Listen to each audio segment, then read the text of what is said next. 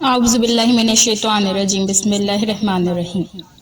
جب اللہ تعالیٰ نے حضرت آدم علیہ السلام کو جنت میں داخل کیا تو اللہ تعالیٰ نے فرمایا، اے آدم تو جنت میں جا اور تیری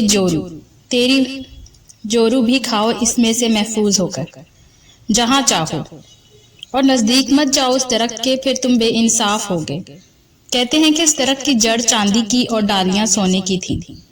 آدم علیہ السلام نے جب اس درخت کی طرف دیکھا تو انہیں بہت خوبصورت دکھا۔ انہوں نے دیکھتے ہی اسے کہا کہ سبحان اللہ، کیا خوبصورت درخت ہے۔ اللہ تعالیٰ نے ارشاد فرمایا کہ اس کو میں نے تجھے بخشا، مگر اس سے میوہ مت کھانا۔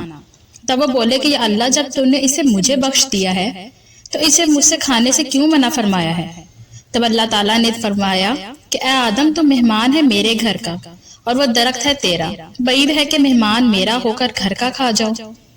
اس کے بعد ایک طرف سے آواز آئی کہ اے آدم گندم مت کھا، اور ایک جانب سے آواز آئی کہ اے گندم تو آدم کے پاس جا، اور ایک طرف سے آواز آئی اے آدم صبر کر، اور ایک طرف سے آواز آئی اے صبر تو آدم کے پاس مت جا، اور ایک طرف سے صدا آئی اے ابلیس تو حوا کو للچا اور خواہش دلا۔ بس ایک روز شیطان نے آدم کے پاس جنت میں جانے کا ارادہ کیا، اور وہ اللہ تعالیٰ کے 3 اسم اعظم جانتا تھا۔ انہیں پڑھ کر 7 بار طبق آسمان کے طے کر کے جنت کے دروازے پر جا پہنچا۔ جنت کے دروازے پر پہنچ کر یہ سوچتا رہا کہ کس بہانے سے جنت کے اندر جاؤں۔ اتفاقاً ایک مور اسے جنت کے دروازے میں بیٹھا نظر آیا۔ اس نے دیکھا کہ وہ اسم اعظم پڑھتا ہے۔ مور نے پوچھا تو کون ہے؟ اس نے جواب دیا، میں ایک فرشتہ ہوں، فرشتوں سے اللہ تعالیٰ کے۔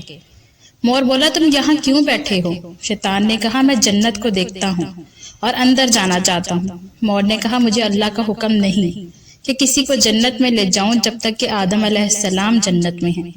شیطان بولا، تم مجھے جنت میں لے جا تو میں تمہیں ایک ایسی دعا سکھاؤں گا، جو شخص اس دعا کو پڑھے اور عمل کرے تو 3 چیزیں اس کو حاصل ہوں گی۔ ایک تو وہ بوڑھا نہیں ہوگا، اور دوسرا وہ مرے گا نہیں، اور تیسرا وہ جنت میں ہمیشہ رہے گا۔ ابلیس نے اس دعا کو پڑھا اور پڑھ کر کنگرے سے بہشت کے دروازے پر دونوں آئے، اور مور نے یہ ماجرا سانپ کو سنا دیا۔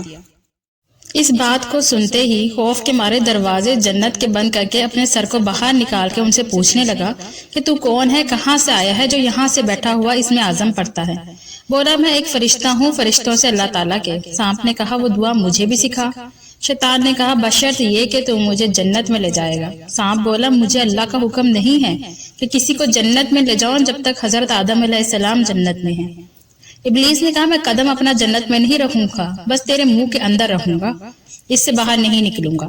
تب سانپ نے اپنے منہ کو پھیلا دیا، ابلیس اس کے منہ کے اندر جا گھسا۔ تب اس کو جنت میں لے گیا اور دروازے جنت کے بند کر دیے۔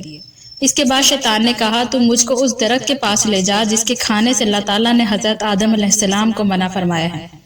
جب ابلیس کو اس درخت کے پاس پہنچایا تو وہ اپنے مکرو اور فریب سے اپنے سانپ کے منہ کے اندر رونے لگا۔